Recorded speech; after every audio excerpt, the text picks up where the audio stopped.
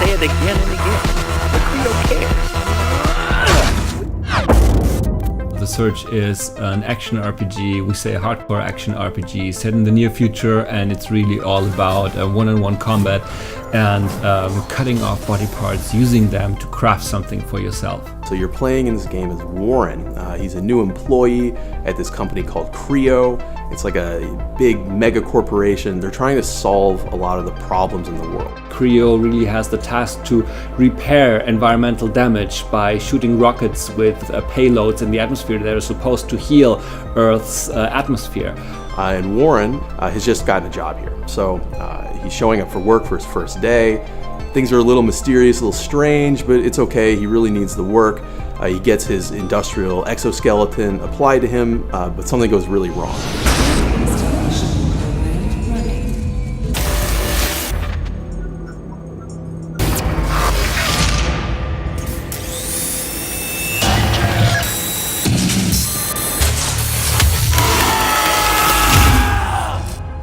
Happens is that Warren, after a blackout, wakes up and is in some kind of junkyard, and everything wants him dead, basically. And so what you're trying to do is help Warren to survive, to figure out what has happened in this place, and ultimately to escape. To create a believable and credible world, we concentrated us on three major themes, and it was the industrial, the corporate, and the futuristic theme. We combined that together to create very exciting and interesting places which are always credible and helps us to deliver our story with a lot of questions about tomorrow and to have very interesting places for the player to explore. What I personally like very much about the combat is the variety that you have. So there's a lot of choice in terms of how you want to play the game. If you really want to play bulky and slow, you can do that. If you want to be very, very fast, then there's also stuff for you in there. You can do it in a defensive way. You can block, you can dodge, you can duck, you can jump. There's a lot of stuff you can do. So when it came to the technical implementation of the combat system, we rely on physics-based hitboxes that are positioned specifically according to the input that the player gives. So it's possible for us to really find out which limb actually gets hit by the strike by the player, and it's also the case that the same rules apply for the enemies. It's very, very detailed and also interesting to play with for the player, and it's also interesting for us that the enemies follow the same rules. It's really, really reactive. It's really snappy.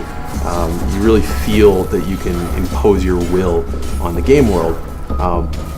But that's only half of the equation. You know, the other half is that the game world has to push back. It has to give you a lot of challenges for you to overcome. The enemies have to be difficult. You have to learn what they do in order to overcome them. But then that makes the victory feel so much better in the end. It is all about horizontal and vertical strikes, and this plays very well into our combo system, our deep combo system, which is that even within the same weapon type, we have very many different movesets, combos. It has so many different layers to it.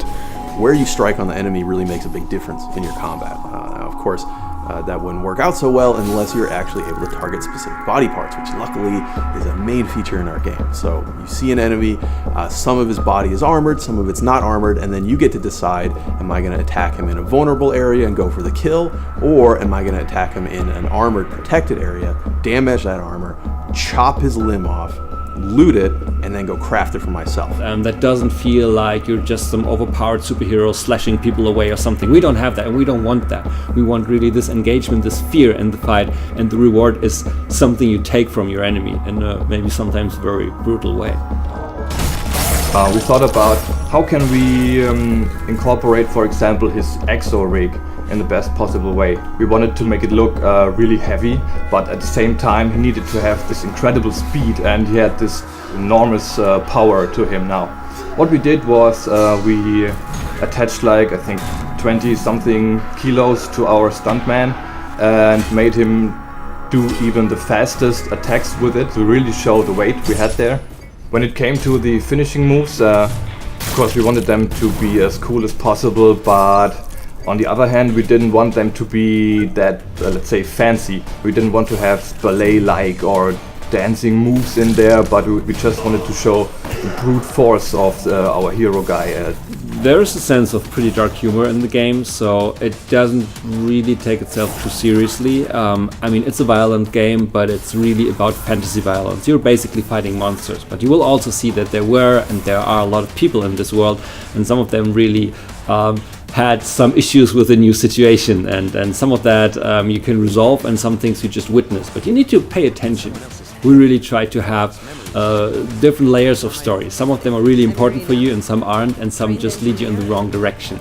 But again, it's about exploring, it's about you finding out what it is about. So you really take a look at things, you explore things, and bit by bit the story comes in if you like to experience it that way. So we think there's really a wealth of possibilities in the game depending on how you play it. And we ourselves play it in very different ways at Deck 13, and we really see what you can do with it, but we really don't have any idea what players will do with it. We'll really give it in their hands. So this will be a very, very interesting moment for us to see what other people will do and can do with our game, and we expect to see things that we never thought of, and we think this will be a very, very strong and very important moment for us.